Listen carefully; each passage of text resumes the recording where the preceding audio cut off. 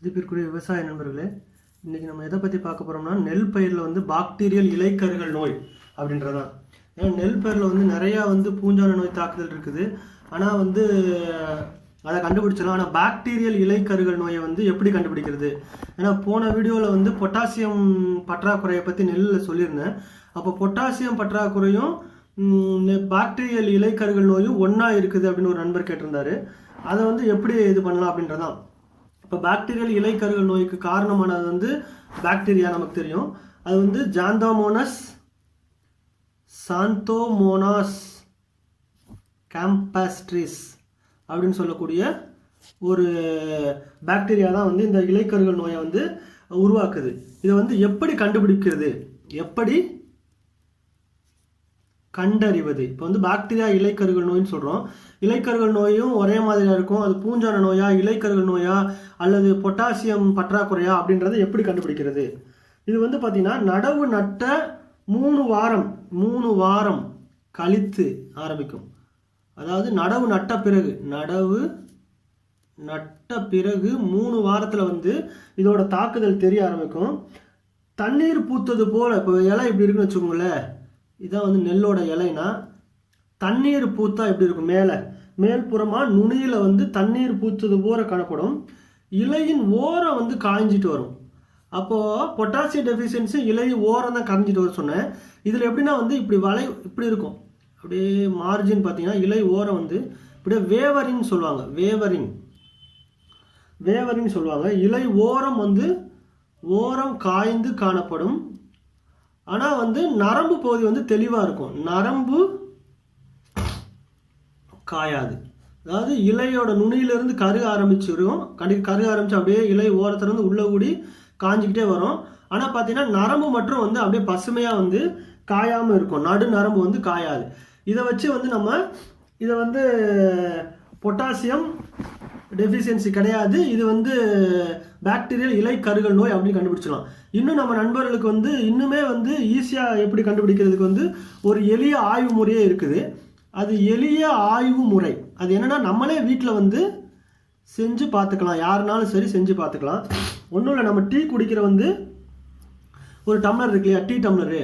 அந்த டீ எல்லா இடத்துலையும் கிடைக்கும். கண்ணாடி டம்ளர் எடுத்துக்கோங்க. இது கண்ணாடி டம்ளராக இருக்கணும். கண்ணாடி டம்ளர், நல்ல தெளிவான தண்ணீர், தெளிந்த தண்ணீர் எடுத்துக்கணும். ஒரு டீ டம்ளரில் கண்ணாடி டம்ளரில் ஒரு தெளிஞ்ச தண்ணீர் எடுத்துட்டு, இப்போ நம்ம வயலுக்கு போகிறோம். வயலுக்கு போயிட்டு ஒரு நெல் இதை எடுத்துகிட்டு வரோம். எடுத்துகிட்டு வந்துட்டு இதை ஒரு பிளேடை வச்சோ அல்லது சிசரை வச்சோ ஷார்ப்பாக கட் பண்ணணும். கட் பண்ணிவிட்டு அந்த கட் பண்ணிய முனை தண்ணீருக்குள்ளே இருக்க மாதிரி கட் பண்ண உடனே தண்ணிக்குள்ளே வைக்கணும். வச்சோம்னா பார்த்தீங்கன்னா ஊசிங் அவுட் சொல்லுவாங்க. இந்த முனையிலிருந்து எங்கே வெட்டுறோமோ வெட்டுற முனையிலிருந்து ஒரு வெள்ளை நிற ஆவி, வெள்ளை நிற திரவம் சொல்லலாம். அது பார்த்தா புகை மாதிரி தெரியும் நம்ம பார்க்குறதுக்கு. அப்படியே வெள்ளை கலரில் ஒரு புகை மாதிரி நம்ம வெட்டின பகுதியிலிருந்து வெளியில் வரும். இது ஒன்றும் கிடையாது. இதுதான் பாக்டீரியல் ஊசிங் அவுட்னு சொல்லுவாங்க. அதாவது பாக்டீரியா வெளியேறுது. ஆங்கிலத்தில் ஊசிங் அவுட் டெஸ்ட் அப்படின்னு சொல்லுவாங்க. பாக்டீரியல் ஊசிங் அவுட் டெஸ்ட்னா, பாக்டீரியா வெட்டின பிறகு பாக்டீரியா தண்ணிக்குள்ளே பரவுறதை நம்ம கண்ணில் பார்க்க முடியும். வெள்ளை கலரில் புகை வடிவத்தில் இருக்கும். இப்படி புகை வடிவத்தில் வெள்ளை கலரில் வந்தாவே இது பாக்டீரியானால வரக்கூடியது அப்படின்னு தெரிஞ்சுக்கலாம். ஏன்னா இன்னைக்கு நிறைய பேர் கடையில் பாக்டீரியல் நோயின்னு தெரியல, பொட்டாசியம் தெரியல, ஃபங்கல்னு தெரியல, மாற்றி மருந்து அடிக்கிறாங்க. இப்போ பாக்டீரியானால இலைக்கருகள் நோய் மிக அதிகமாக இருக்குது. ஏன்னா 1 மணி நேரம் நீங்கள் கழிச்சு பார்த்தீங்கன்னா இந்த தெளிந்த திரவம் பார்த்தீங்கன்னா மண்டியாக மாறிடும். இதுக்கு என்ன காரணம் அப்படின்னு பார்த்தீங்கன்னா, அதிக ஈரப்பதம். இப்போ டிசம்பர் ஜனவரி இந்த பாதத்தில் குளிர் நைட்டு நேரத்தில் மிக அதிகமாக இருக்கும். அப்போ ஹியூமிடிட்டின்னு சொல்லக்கூடிய ஈரப்பதம் இரவு நேர ஈரப்பதம் மிக அதிக அளவில் இருந்துச்சுன்னா இந்த பாக்டீரியா நோய் தாக்குதல் மிக அதிகமாக காணப்படும். இப்போ பாக்டீரியா இலைக்கருகள் நோய்னா என்னென்னு பார்த்தோம். ஜாந்தோமோனஸ் கேம்பஸ்ட்ரிஸ்ன்ற ஒரு பாக்டீரியம் உருவாக்குது. அதையும் பொட்டாசியம் சத்து பற்றாக்குறையிலிருந்து எப்படி டிஃபரெண்ட் பண்ணுறது, வேறுபடுத்தி காட்டுறது அப்படின்றத பற்றி பார்த்தோம். இது பாக்டீரியானால வரக்கூடிய நோய் தானா அப்படின்னு கண்டுபிடிக்கிற ஒரு எளிய ஆய்வு முறை பார்த்தோம். அதுக்கப்புறம் பார்த்தீங்கன்னா இப்போ எல்லாமே கண்டுபிடிச்சாச்சு. இது பாக்டீரியானால தான் உருவாகி இருக்குது அப்படின்னு நம்ம கண்டுபிடிச்சிட்டோம். அப்போ நம்ம போய் இது எப்படி கட்டுப்படுத்துறது? கடையில் போய் நம்மளா வந்து இது பாக்டீரியானால அப்படின்னு கட்டுப்பிடிச்சுன்னா விவசாயிகள் வந்து நம்ம போயிட்டு வந்து இந்த மருந்து வேணும் அப்படின்னு கேட்கணும். அதுக்குள்ள அறிவை வந்து நம்ம வளர்த்துக்கணும். ஏன்னு கேட்டிங்கன்னா இப்போ உள்ள காலநிலை வந்து நம்ம பொதுவாக போய் என் வயலில் வந்து இந்த பற்றாக்குறை இது இருக்குது நீங்கள் மருந்து கொடுங்க அப்படின்னா அங்கே கடைக்காரருக்கு வந்து தெளிவாக தெரியாது. நீங்கள் வந்து இங்கேருந்து போகும்போதே வந்து ஒரு பயிரை பிடுங்கிட்டு போகிறது கிடையாது. நீங்கள் உத்தேசமாக சொல்கிறீங்க, கடையில் உள்ளவருக்கு அது சரியாக தெரியாது. அது வந்து பூச்சியா, நோயா, அல்லது பாக்டீரியல் இலைக்கருகள் நோயா, அல்லது நுண்ணூட்டச்சத்து பற்றாக்குறையா எதுன்றது சரியாக தெரியாமல் அவங்க என்ன பண்ணுவாங்கன்னா எல்லாத்தையுமே கலந்து கொடுக்கக்கூடிய வாய்ப்புகளும் அதிகமாக இருக்குது. இப்போ வந்து நம்ம பாக்டீரியா இலைக்கருகள் நோய் அப்படின்னு கண்டுபிடிச்சிட்டோம்னா ஒன்றுமே கிடையாது. ஸ்ட்ரெப்டோமைசின் சல்பேட்டும் டெட்ராசைக்ளின், அதாவது டெட்ராசைக்ளின் இது ரெண்டுமே பார்த்தீங்கன்னா ஸ்ட்ரெப்டோமைசின் சொல்கிறது சரி, டெட்ராசைக்ளின் இது ரெண்டுமே கலந்தது வந்து பார்த்தீங்கன்னா பாக்டீரியாவோட கட்டுப்படுத்தக்கூடிய தன்மை வாய்ந்தது. இது பார்த்தீங்கன்னா 6 கிராம் தான். 6 கிராம் ஒரு பாக்கெட்டுக்கு இருக்குதுங்க. 6 கிராம் ஒரு பாக்கெட்டு 50 லிட்டர் தண்ணீருக்கு வந்து கலந்து தெளிக்கலாம். 50 லிட்டர் தண்ணீரில் வந்து கலக்கலாம். ஒரு பாக்கெட் பார்த்தீங்கன்னா ரூபாய் 40 வரும்.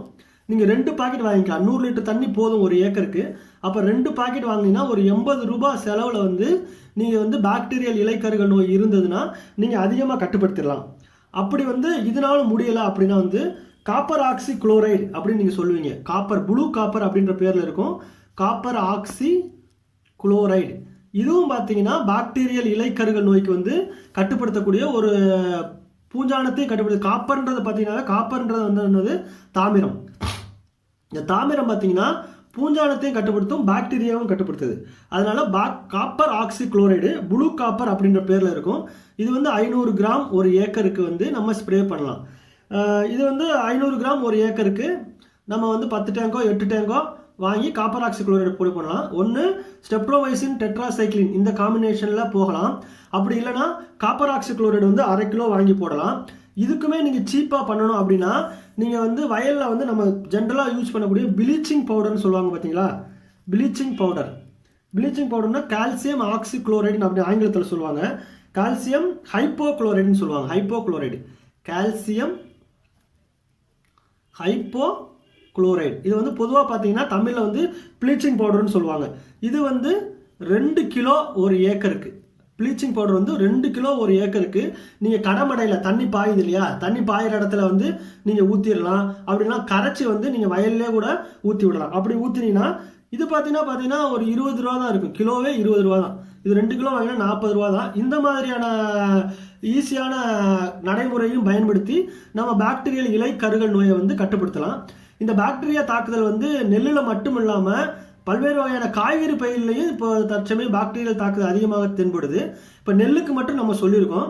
அதனால அன்பான விவசாய நண்பர்களே, மிக குறைந்த செலவில் வந்து நம்ம நெல் பயிரில் வந்து பாக்டீரியல் இலைக்கருகள் நோயை இந்த மேற்கண்ட நடைமுறையை பயன்படுத்தி சிறந்து கட்டுப்படுத்தலாம் என கூறி விடைபெறுகிறேன். நன்றி, வணக்கம்.